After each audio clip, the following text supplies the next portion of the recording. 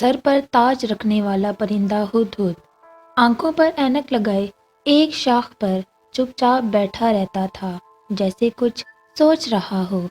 دن کے وقت اس کے پاس کئی جانور اور پرندے آتے اور جنگل کا سب سے عقل مند پرندہ سمجھ کر اس سے صلاح مشورہ کرتے۔ ننھا ہدہد اپنے دادا کے پاس بڑی حیرت سے یہ دیکھتا رہتا۔ اس کا جی چاہتا کہ پرندے اور جانور اس کے پاس بھی آئیں اور اسے بھی اپنے مسائل بتائیں، مثلاً ننھے میاں بتاؤ بارش کب ہوگی، لیکن کوئی بھی اس کے پاس ایسی باتیں پوچھنے نہ آتا۔ دوسری طرف بوڑھے ہدہد کے پاس ہر وقت جانوروں کا رش لگا رہتا۔ ایک روز دو گلہریاں اپنا جھگڑا لے کر آئیں۔ ایک کہنے لگی، جناب مجھے درخت کے نیچے ایک بل سے اخروٹوں کا ڈھیر ملا ہے۔ دوسری نے کہا، سرکار یہ جھوٹ بولتی ہے، وہ اخروٹ مجھے ملے تھے، قبضہ اس نے جما لیا۔ بوڑھے ہدہد نے اپنی اینک کے شیشوں سے جھانکتے ہوئے کہا، بے وقوف گلہریوں، لڑائی جھگڑا اچھی بات نہیں، اس وقت ایک ایک اخروٹ لے کر کھا لو، باقی اسی جگہ حفاظت سے رکھ چھوڑو۔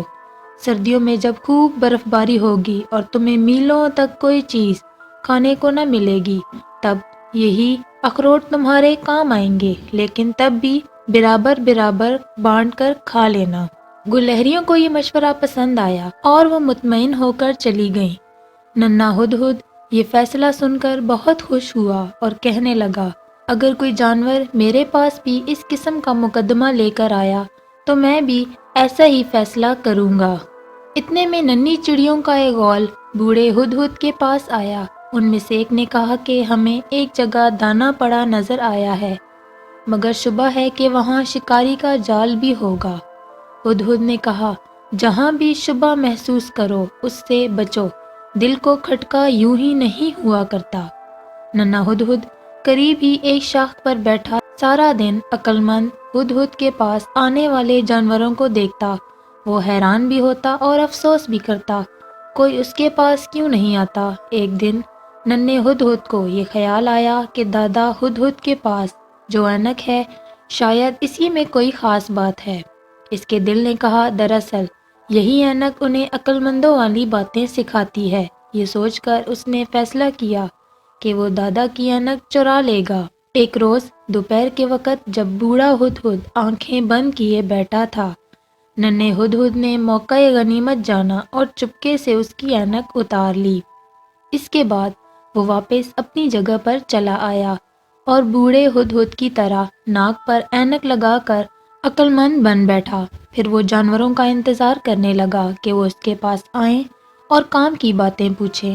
زیادہ دیر نہیں گزری تھی کہ ایک چکوری آ کر اس کے پاس بیٹھ گئی اور پوچھنے لگی، ہدہد میاں آج رات آسمان پر پورا چاند نکلے گا یا نہیں؟ ننھے ہدہد نے بوڑھے کی نقل کرتے ہوئے اینک کے شیشوں کے اوپر سے چکوری کو دیکھا اور اس کے بعد کچھ دیر ذہن پر زور ڈالا، مگر کوئی بات اس کی سمجھ میں نہ آئی۔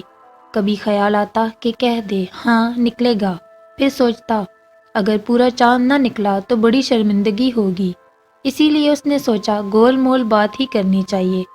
یہی سوچ کر کہنے لگا کہ ہو سکتا ہے آج پورا چاند نکل آئے، اور یہ بھی ممکن ہے کہ پورا چاند نہ نکلے۔ چکوری یہ دلچسپ جواب سن کر زور سے ہنسی اور اڑ گئی۔ ننھے ہدہد کے پاس جو بھی آیا وہ اس کو مطمئن جواب نہ دے سکا، ہر مرتبہ سوچتا ہی رہ گیا۔ نہ اینک نے اسے کوئی جواب دیا اور نہ خود اس کے ذہن میں کوئی بات آئی۔ آخر اس نے صاف صاف کہہ دیا کہ مجھے تو ان باتوں کا کچھ پتہ ہی نہیں۔ سب اس کی جھوٹ موٹ کی عقل مندی کا مذاق اڑاتے ہوئے چلے گئے۔ ننھے ہدہد پر اب یہ بات کھل گئی تھی کہ اینک میں ایسی کوئی بات نہیں جو یہ کسی کو عقل مند بنا سکے۔ اس نے فیصلہ کیا کہ وہ اس کو ابھی واپس دے آئے گا۔ بوڑھا ہدہد ابھی تک آنکھیں بند کیے اپنی جگہ پر بیٹھا تھا۔ ننھا ہدہد اڑ کر اس کے پاس پہنچا اور آہستہ سے اینک اس کی ناک پر رکھ دی۔ بوڑھے نے ایک آنکھ تھوڑی سی کھول رکھی تھی اور اسے دیکھ رہا تھا۔ آپ جاگ رہے ہیں؟ ننھے ہدہد نے شرمندہ ہو کر پوچھا۔ ہاں، میں نے تمہاری حرکتیں دیکھ لی ہیں، بوڑھے ہدہد نے سنجیدگی سے کہا۔ جتنی عمر کم ہوگی اتنا تجربہ بھی کم ہوگا اور عقل بھی اتنی ہی تھوڑی ہوگی۔